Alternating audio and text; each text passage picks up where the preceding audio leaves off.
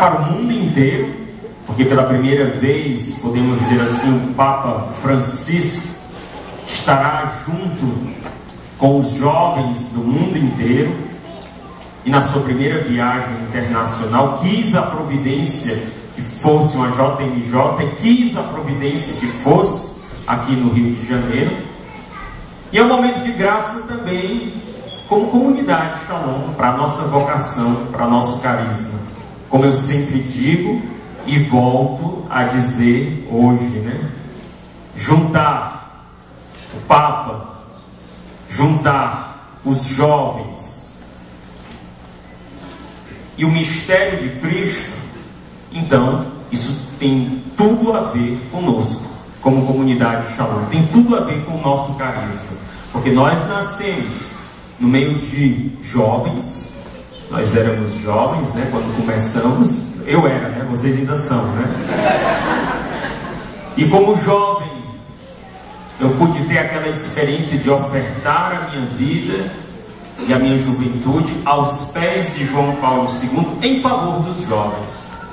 Então juntar Papa, jovens, e missão, e evangelização, e oferta, isso também quer dizer Shalom. Por isso a jornada fala tão de perto ao nosso coração. Por isso, tudo que nós fizermos e nos empenharmos em favor da jornada, estaremos nos empenhando em favor, entendamos, da nossa missão específica na igreja como comunidade Shalom, do nosso carisma. E hoje é um evangelho muito particular, né? Hoje o evangelho fala de Jesus que envia os 72 discípulos e envia-os a comunicar a paz. Ao entrar em cada casa, vocês digam Shalom. Na tradução que nós vamos ler, é a paz esteja nesta casa, esteja convosco. Nos envia como discípulos e ministros da paz. Então neste domingo, nesta ocasião, nos preparando para esta grande graça, eu me regozijo de poder estarmos juntos, estarmos unidos, estarmos no meio de como povo de Deus, como comunidade, como vocacionados. Também hoje, se eu não me engano, no evangelho de hoje, Jesus disse que a messe é grande e os operários são poucos. Jesus olha, e o Papa nos recordou isso hoje, se não é o evangelho, é o Papa Francisco que nos recordou isso hoje. Jesus olha o grande desafio da missão, e diante do grande desafio da missão, Ele quer suscitar, especialmente no coração dos mais jovens, essa generosidade, essa disponibilidade de ofertar a sua vida para a maior glória de Deus e em favor dos outros. A messe é grande, os operários são poucos. Pedi ao Senhor da messe que envie operários para a messe. E por isso este também é um dia de oração, para que a graça de Deus misteriosamente possa atingir e despertar o nosso coração. Às vezes a gente vive muito ensimesmado na gente mesmo. Claro, né? Vai estar ensimesmado aonde, né? Ensimesmado na gente mesmo, né? Em si mesmo, né? Nós vivemos ensimesmados, ou seja, voltados para nós mesmos. Isso é uma fonte de grande infelicidade. Quem vive para si, não vive. Quem vive para si, caminha continuamente com a morte. Só aprofunda o seu vazio interior. E hoje Jesus, então, nos dá a graça e nos convida também à oração, para que nós possamos despertar o nosso coração, para não vivermos mais para nós mesmos, vivermos para Deus, vivermos para os outros, e assim despertar sadias vocações que se esquecem de si mesmos, e se esquecendo de si mesmos, se recordam de Deus, se recordam dos outros e são felizes, porque esse é o caminho da felicidade. O caminho da felicidade é isso, não tem outro. O caminho da felicidade é ter um coração tão inflamado de amor que a gente se esquece da gente mesmo e vive voltado para Deus e para os outros. A estes a felicidade se entrega. Então que nesta tarde, que neste dia de vocacional, e que nesta tarde que nós estamos juntos também, o Senhor, o Espírito de Deus, possa suscitar possa despertar no coração de vocês esta generosidade da vocação, essa generosidade que Cristo teve quando deixou o seio da Trindade, saiu do seio, podemos dizer assim, saiu do âmago da Trindade, sem nunca ter deixado, mas saiu e se fez um de nós para nos trazer de volta para o coração de Deus. Que neste dia o Senhor possa nos inspirar nesta generosidade missionária, vocacional. Mas só queria começar assim, manifestando a minha alegria e suscitando assim essa disposição do coração, essa abertura do coração para que Deus possa agir. Porque ninguém está aqui para assistir. Vamos assistir lá o Moisés falar. Se vier aqui para fazer isso, estou perdendo tempo, né? Porque o Moisés, o que é o Moisés, né? Mas se nós estamos aqui para dilatar a nossa alma, para permitir que Deus nos fale, nós vamos estar, com certeza, alguma coisa vai acontecer em nós. Que nós estejamos aqui alargando as portas da nossa alma, alargando o nosso coração e deixando Deus nos falar. Semana atrasada eu estava conversando com um irmão numa mesa da casa da comunidade, e esse irmão dizia: eu vou fazer um retiro pessoal. Eu disse: pois então deixe Deus falar.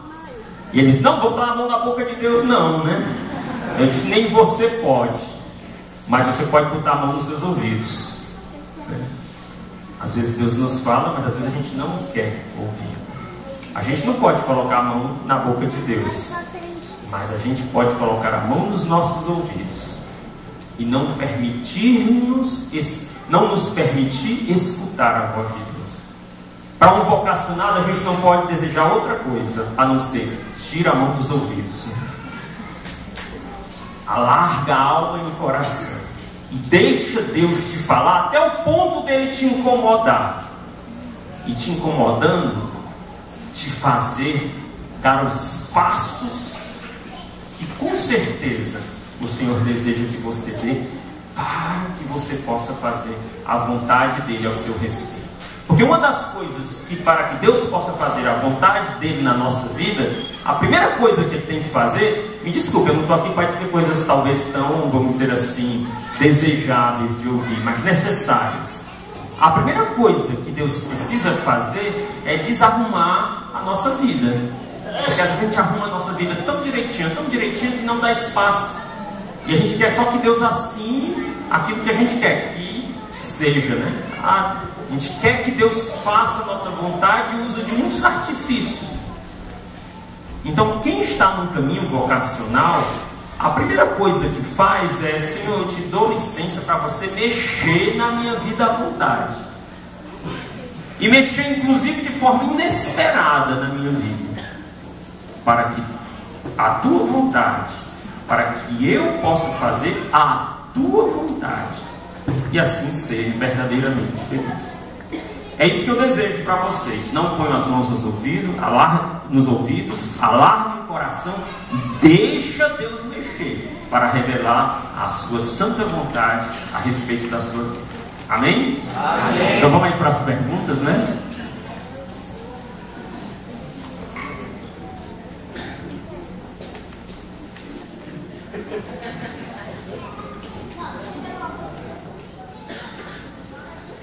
Então, Moisés, as perguntas foram dos próprios vocacionados que escreveram e a gente passou a limpo aqui. Vou fazer a primeira pergunta, mas dentro dessa pergunta a gente queria também pedir para que você comentasse um pouco de como foi o início da comunidade, assim, como foi a sua percepção da vontade de Deus para a fundação, né, da lanchonete, também Deus que foi suscitando o carisma no seu coração e no seu entendimento, né, no início da comunidade, antes mesmo da fundação. E já fazendo a primeira pergunta, alguns se identificaram e outros não. Os que se identificaram, eu vou dizer o nome de quem perguntou, e os que não vou comentar. Mas antes de fazer a primeira pergunta, como se disse o nome da pessoa, a pessoa se identificou e disse que ela fez essa pergunta. Mas assim, para também Moisés conhecer os vocacionados, porque como aqui está toda a obra, né, do Rio de Janeiro, talvez não todos, mas a grande parte, eu queria que ficasse de pé os vocacionados, só para Moisés olhar para vocês, só os vocacionados.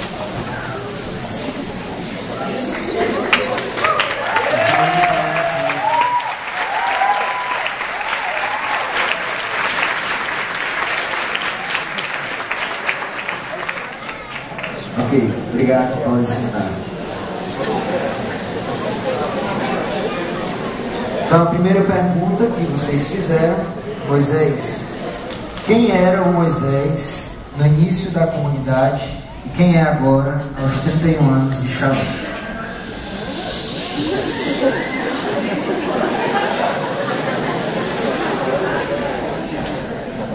Bem, antes de mais nada eu quero dizer que eu olhei para vocês se levantaram, viu?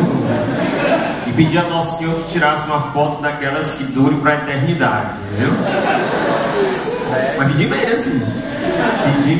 Ou seja, eu pedi a Ele que aqueles que Ele chamou, Ele desse a graça de perseverar até o fim, de não terem medo de dizer sim à vontade dEle, de dizer sim ao projeto dEle, seja ele qual for o projeto de Deus, né?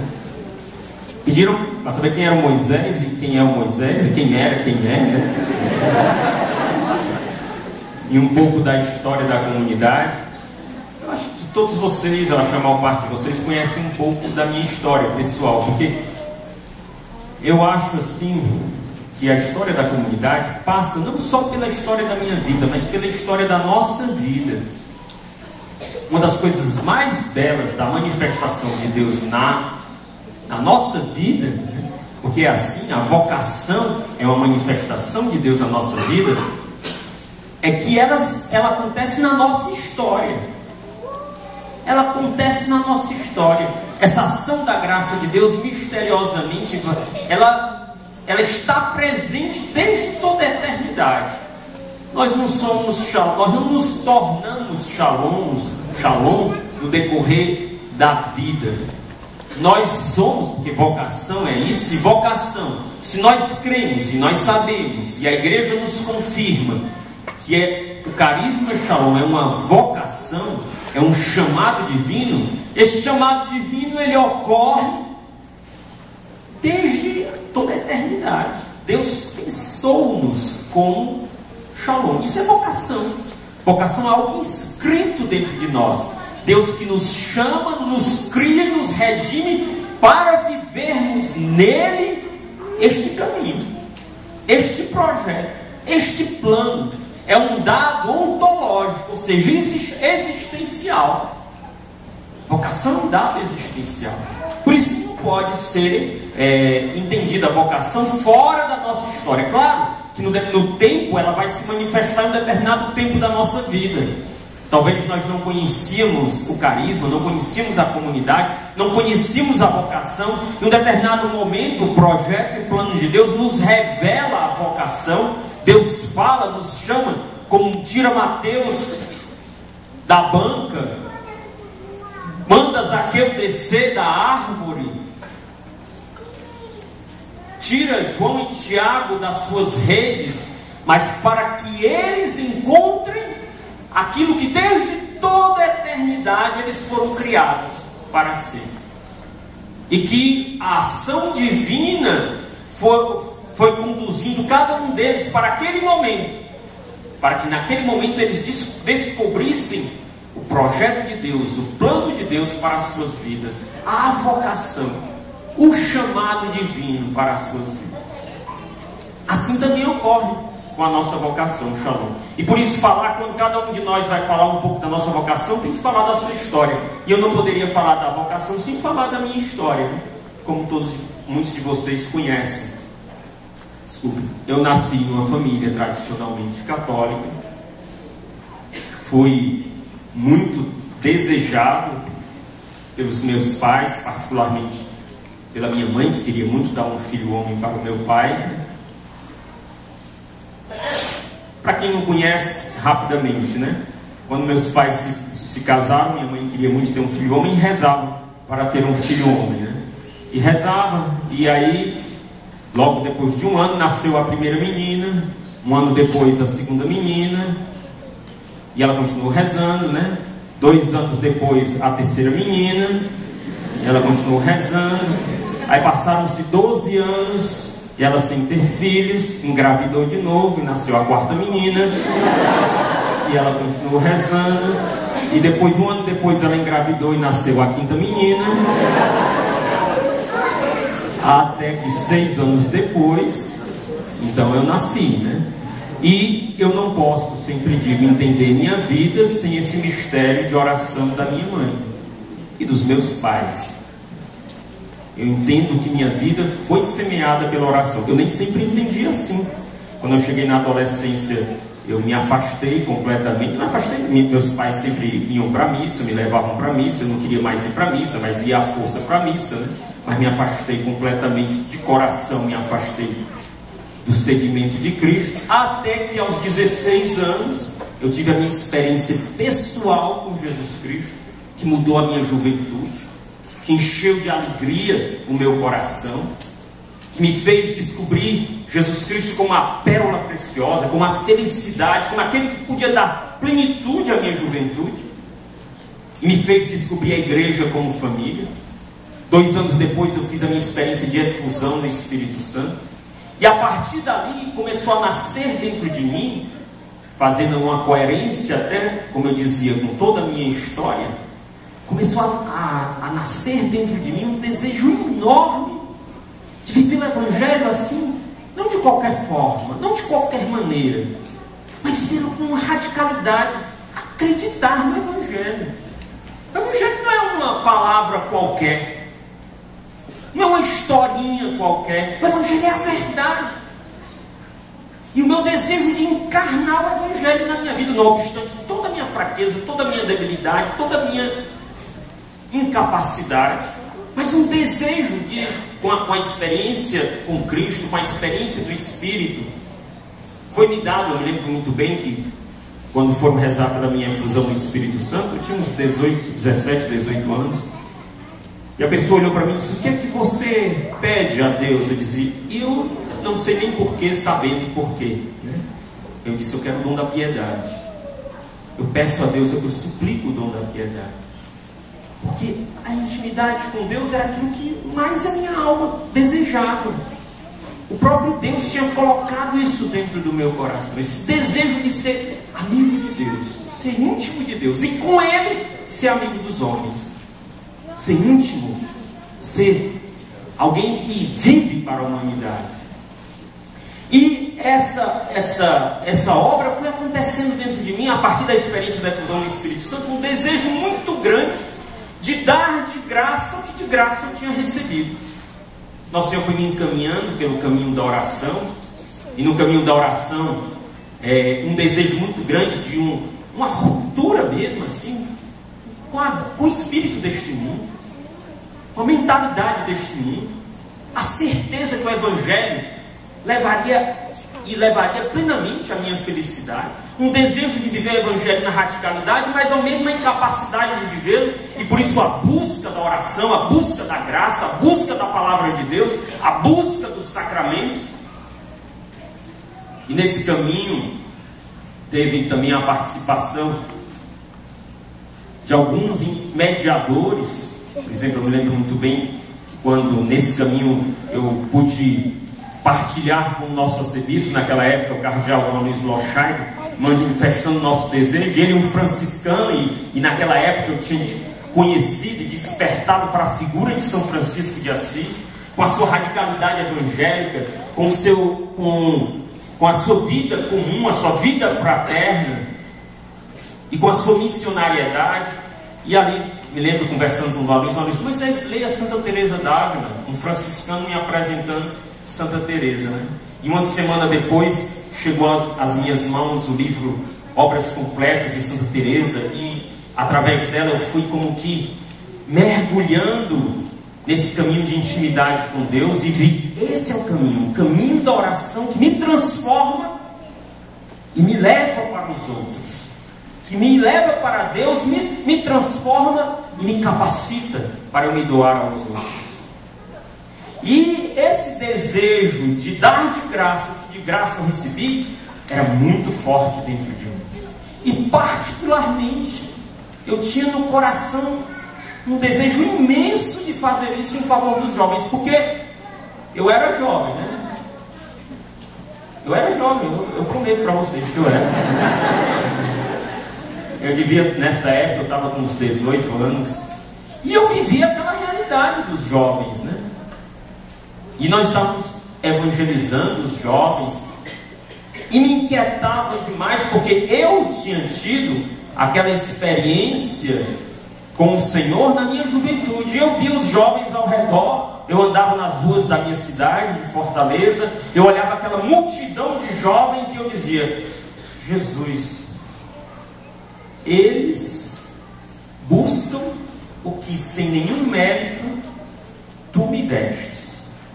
Eles buscam a felicidade em tantos lugares, em tantas pessoas, em tantas situações, como eu buscava um dia. E por total graça, sem nenhum mérito da minha parte, tu me fizeste descobrir que tu és a felicidade, que tu és a paz. Então eu me sentia profundamente devedor a estes jovens. Tem o episódio que eu sempre conto e que eu não posso deixar de contar. Você mandou eu contar a história, então agora você vai ter que aguentar, né?